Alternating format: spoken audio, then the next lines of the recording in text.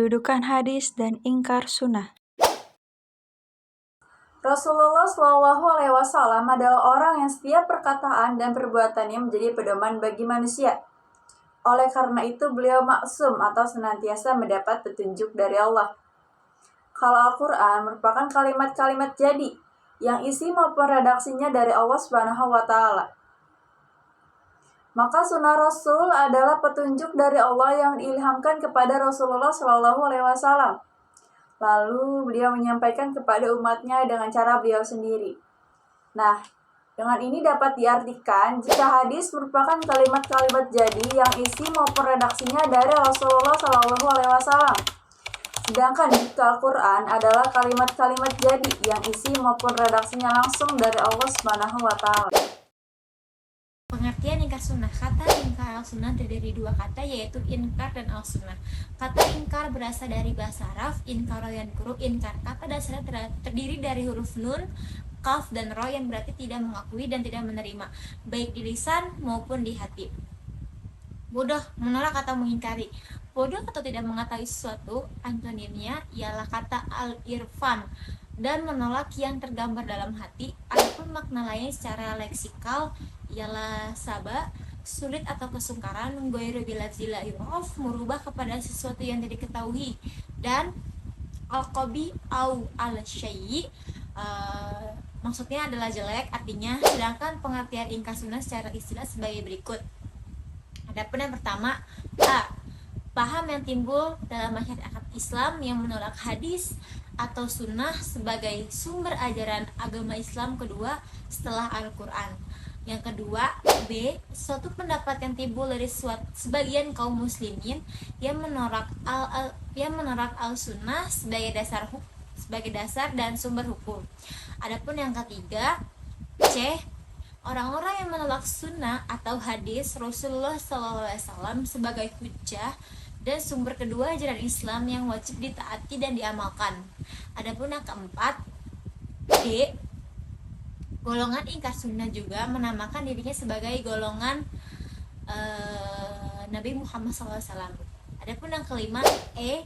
Qur'ani, sebab mereka hanya memakai Al-Quran sebagai sumber ajaran dan tidak mempercayai hadis Nabi Muhammad SAW. Alasannya adalah bahwa tugas Rasul hanya menyampaikan, bukan memberi perinciannya. Adapun yang keenam, E. Suatu paham keagamaan dalam masyarakat Islam yang menolak atau mengingkari sunnah dijadikan sebagai sumber dan dasar syariat Islam. Sejarah ingkar sunnah ini terbagi menjadi dua kali masa. Yang pertama ini ada masa klasik. Masa klasik ini adalah masa yang semakin jauh dari masa Nabi Muhammad SAW. Semakin banyak orang-orang pula yang mencari pemecahan masalah-masalah yang mereka hadapi hanya dalam Al-Quran. Bahkan tokoh ahli hadis yang bernama Ayub Asy-Syakhiti tahun 131 Hijriah berkata, apabila Anda mengajarkan hadis kepada seseorang, kemudian berkata, ajarilah kami dengan Al-Quran saja, tidak usah memakai hadis. Ketahuilah bahwa orang tersebut adalah sesat dan menyesatkan. Tetapi ini masih gejala-gejala ingkar sunnah yang masih perorangan atau bersifat individual, bukan kelompok. Sementara menjelang akhir abad kedua Hijriah, muncul kelompok-kelompok menolak sunnah yang bukan hanya mutawatir saja. Dan kelompok-kelompok tersebut ada 3. Yang pertama ada Khawarij dan Sunnah, yang kedua ada Syiah dan Sunnah, dan yang ketiga ada Mu'tazilah. Selanjutnya ada masa modern yang terpengaruh karena kolonialisme. Ingkar sunnah pada masa klasik masih bersifat perorangan atau individual dan tidak menanamkan orangnya sebagai mujtahid dan pembaharu. Maka orang pada masa modern banyak yang bersifat kelompok dan terorganisir. Sementara tokoh-tokohnya banyak yang mengklaim dirinya sebagai orang mujtahid dan pembaharu. Para pengingkar sunnah pada masa modern yang masih bertahan pada pendiriannya meskipun mereka telah diterangkan urgensi sunnah dalam Islam. Bahkan di antara mereka ada yang tetap menyebutkan pemikirannya secara diam-diam, meskipun penguasa setempat telah mengeluarkan larangan resmi terhadap aliran tersebut. Ada 3 tokoh yang terlibat.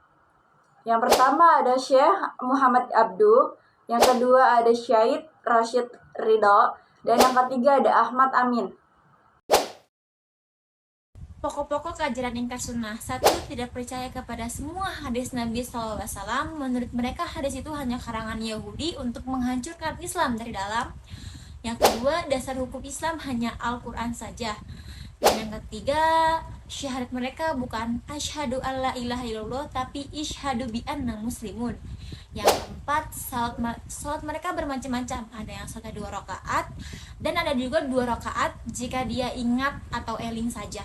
Adapun yang kelima, puasa wajib mereka adalah orang-orang yang melihat bulan saja. Maka jika seseorang melihat bulan, maka dialah yang wajib berpuasa.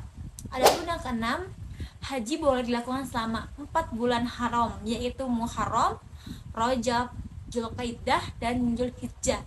Adapun yang ketujuh, pakaian ihram adalah pakaian Arab dan membuat repot. Oleh karena itu, waktu mengerjakan haji mereka boleh memakai celana panjang dan baju biasa serta memakai jas atau dasi, seperti orang-orang pergi kantor ya. Adapun yang ke-8, Rasul tetap diutus sampai hari kiamat. Dan yang ke-9, Nabi Muhammad tidak berhak menjelaskan tentang ajaran Al-Quran atau kandung isi Al-Quran. Dan yang terakhir, 10, orang yang meninggal dunia tidak disolati karena tidak ada perintah di Al-Qurannya. Selanjutnya, alasan pengingkar sunnah. Terdapat 2 hal yang menjadi argumen besar pada pengingkar sunnah sebagai alasan dan landasan yang digunakan. Yang pertama ini ada argumen akli. Terdapat pada surat An-Nahl ayat 89. 2. Argumen non-akli. A. Al-Quran diwahyukan oleh Allah kepada Nabi Muhammad SAW melalui malaikat Jibril dalam bahasa Arab. B. Dalam sejarah umat Islam telah mengalami kemunduran. C. Asal mula hadis Nabi yang terhimpun dalam kitab-kitab hadis adalah dongeng-dongeng semata. Dan yang D, menurut Dr. Taufik Siddiq, tiada satupun hadis yang dicatat pada zaman Nabi. Yang E, menurut pengingkar sunnah, kritik sanad yang terkenal dalam ilmu hadis sangat lemah untuk menentukan kesahihan hadis.